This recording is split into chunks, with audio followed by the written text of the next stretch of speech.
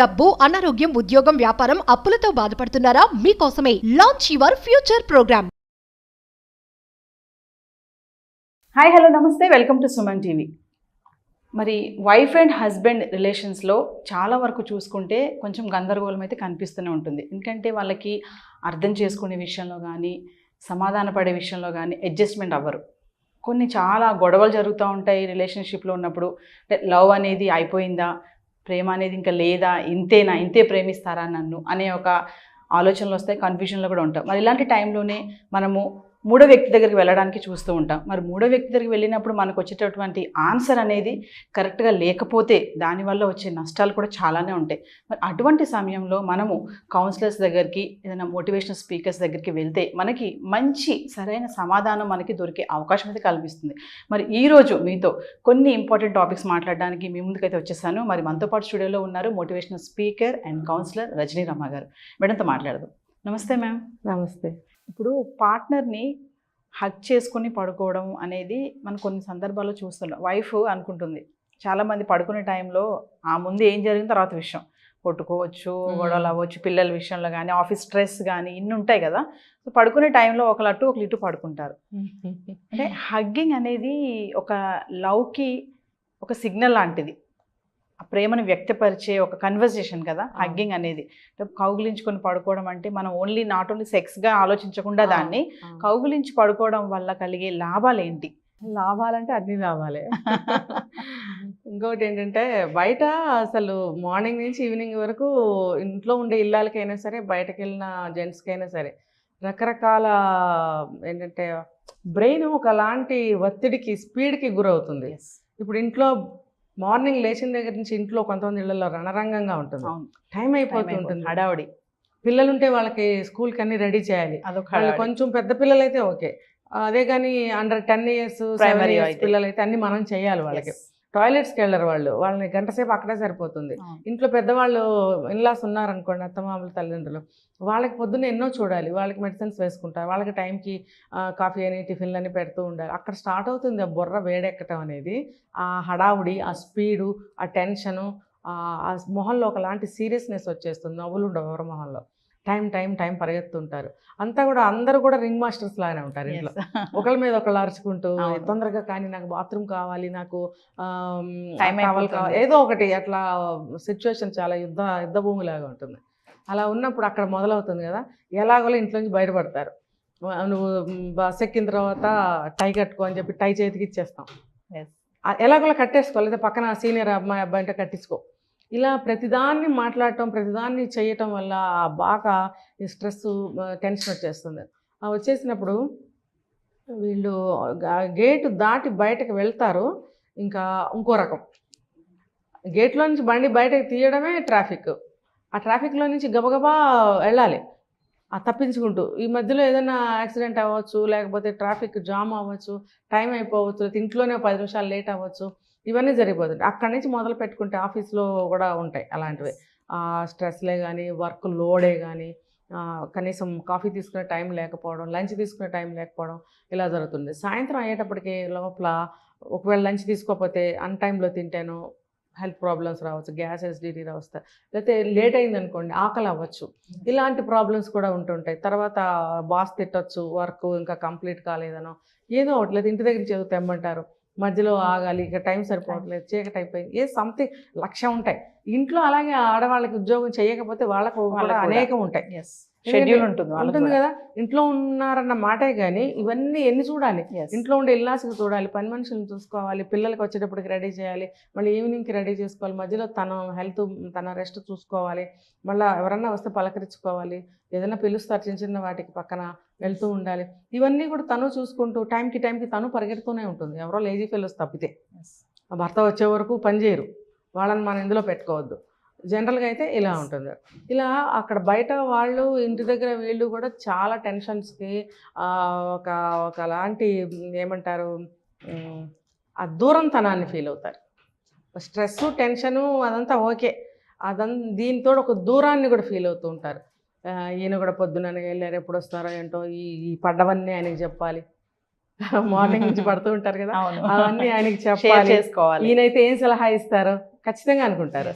ఈయన అడగాలి ఏం చెప్తారో, ఇవాళ పలానా జరిగింది, వస్తే బాగుంది, తొందరగా అడగాలి. ఎందుకంటే ఆ సమస్యకి పరిష్కారం ఏమి నిర్ణయించుకోలేకపోతే ఆయన వచ్చి చెప్తే బాగుండు అనేది ఒకటి ఉంది. అలాగే ఆయన కూడా అనుకోవచ్చు, ఇంటికి వెళ్ళాలి, భార్యతోటి షేర్ చేసుకోవాలి తను ఏం చెప్తుందో.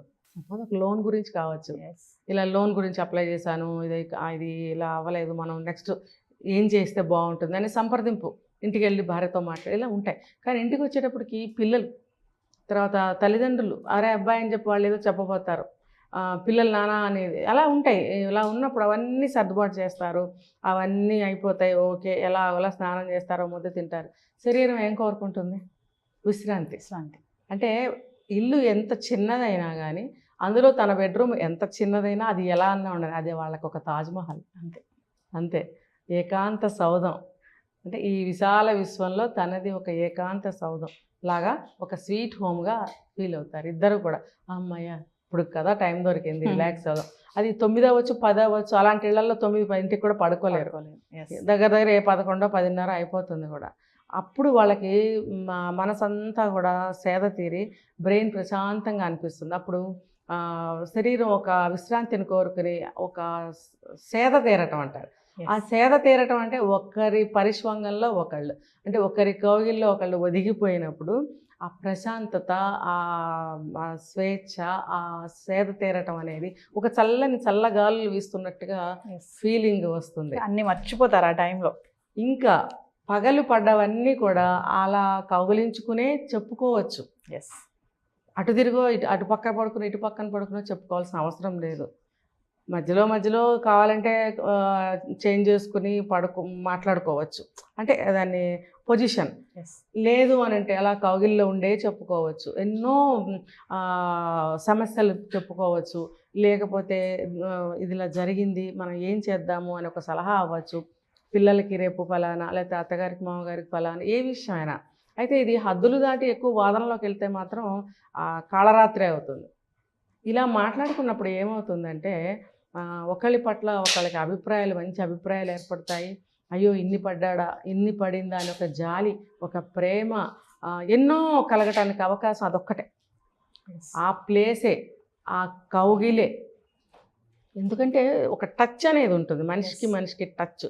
ఆ టచ్ అనేది నీకు నేనున్నాను, నేను నీ వాడిని, నువ్వు నాదానివి.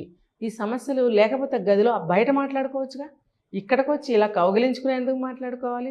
ఆ కౌగిలించుకున్నప్పుడు ఖచ్చితంగా ఈ మనిషి అనే ఆడమనిషి కానీ, ఆ అబ్బాయి కానీ అమ్మాయి కానీ నా సొంతం, కంప్లీట్గా నా మనిషి. నేను ఇతనికి మాత్రమే, లేకపోతే ఈమెకు మాత్రమే నేను చెప్పుకోదగ్గ విషయాలు, ఇక్కడ మాత్రమే నాకు సేద తీరుతుంది, ఇక్కడ మాత్రమే నాకు పరిష్కారాలు దొరుకుతాయి అనుకున్న ప్లేస్ ఏదైనా ఉందంటే అది ఒక్కటే. అక్కడే పరిష్కారాలు దొరుకుతాయి. అక్కడే ఒకళ్ళ మీద ఒకళ్ళకి నిజమైన స్వచ్ఛమైన అభిప్రాయాలు కలిగే ప్లేస్ అది.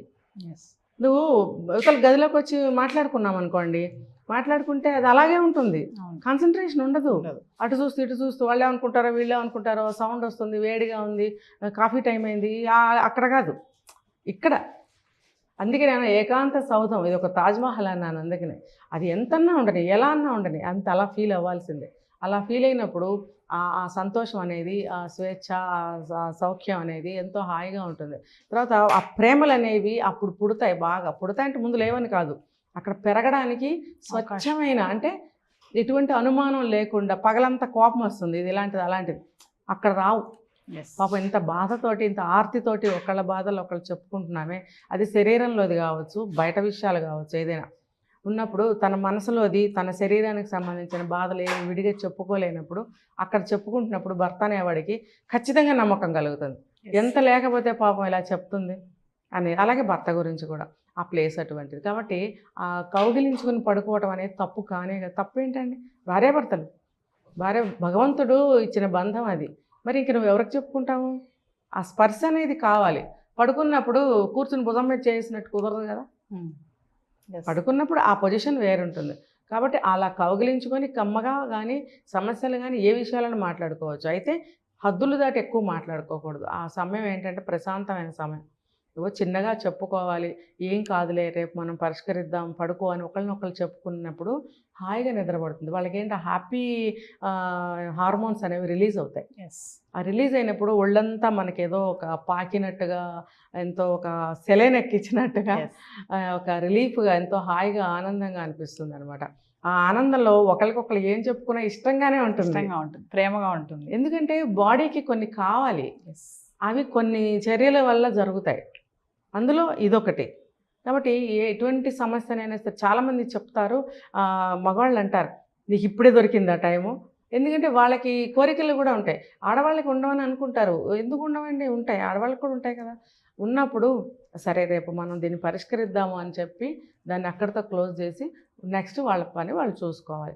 అలా కాకుండా ఇష్టం వచ్చేట్టు మాట్లాడుకుంటే గొడవలు అవుతాయి. మన పూర్వీకులు చెప్పేవారు బాగా, అంటే ఎప్పుడో సంగతులు మా అమ్మమ్మలు ఆ టైంలో చెప్పేవారు, భర్తకి ఏదైనా చెప్పాలంటే పడుకునే సమయంలో చెప్పమ్మా అనేవారు. అంటే అది కరెక్టే కదా, వాళ్ళు వాళ్ళ అమ్మమ్మలు చెప్పుంటారు, అది కరెక్ట్ అయితేనే కదా చెప్తారు. ఎందుకంటే అది ఏకాంత సౌధం, ఏకాంత సమయం, ఇది మాత్రమే ఆ గది, ఆ సమయం. అక్కడేమో భర్తకు చెప్పుకోలేకపోతే నలుగురిలో ఎలా చెప్తావు?